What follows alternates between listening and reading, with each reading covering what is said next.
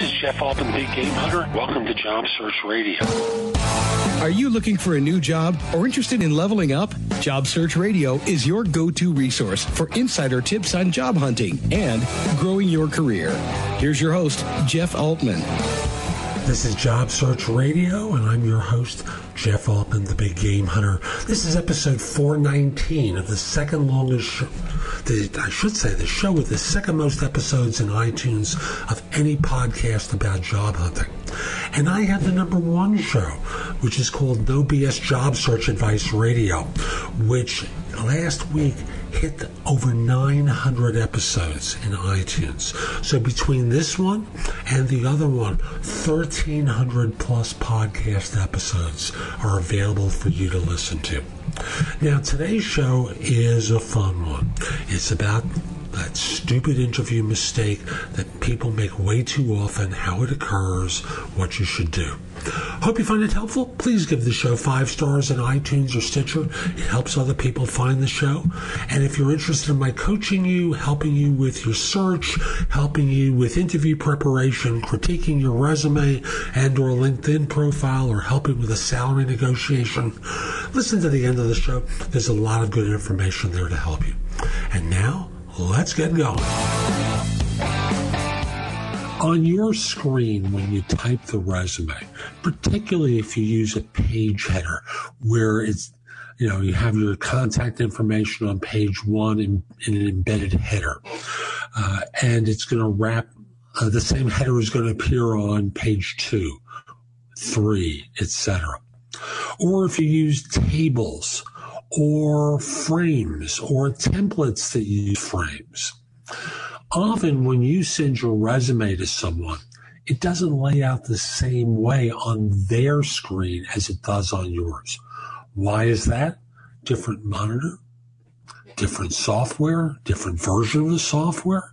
There are many reasons for it, but at the end of the day, your job is to make your resume look good for everyone, not just simply for yourself.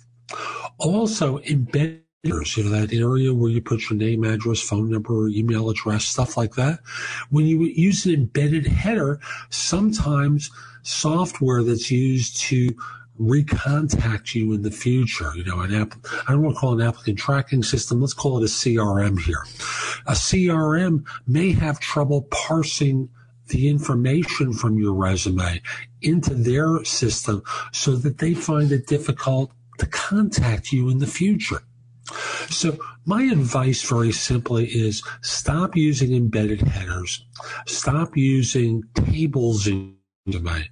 Don't use frames. Don't use templates that use frames. Instead, you are so better off, for example, instead of using the template, following the model of the template, but just doing it freestyle. Instead of embedding a header, just type it on the top of page 1. You don't need to put it on every page because it's not like the old days where people actually printed resumes out and, they could lose a page. They had to staple either immediately or they could lose the page and then they wouldn't know where's page 2 of his resume. So just very simply, remember, other people use different monitors and different versions of the software that may configure your resume differently, and then it looks awful. They take it out on you because suddenly they've got work to do on the resume and often just say, screw it, I'm just going to delete it. So that's today's show. I hope you found it helpful. And if you did, here are a few ways to hire me to help you with your job search. First of all, let me just start by saying I no longer do recruiting. So I'm not here to help place you in a job or help find the job for you.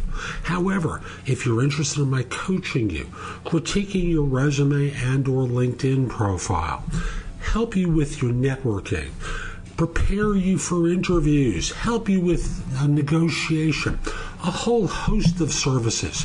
Visit thebiggamehunter.us. Use the tabs on the top. Place an order with me. I'd be very happy to help you.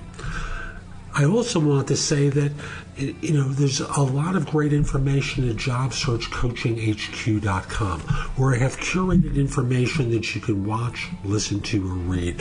It's the best of my content to help you with your search. Now, all of my stuff is at thebiggamehunter.us, but people tell me that it's overwhelming. If you want my best, visit JobSearchCoachingHQ.com. I'll be back soon with more, and in the meantime, have a great day. Take care.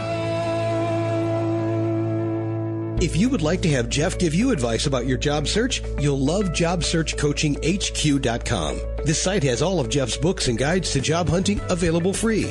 The ability to have Jeff answer your questions, plus podcasts and videos that'll help you with all the different parts of a job search, including writing a winning resume and cover letter, great answers to interview questions, how to negotiate effectively, whether you want an easy way or want to get tough, plus a community of people like you who you can get advice from. The site again is JobSearchCoachingHQ.com. That's JobSearchCoachingHQ.com.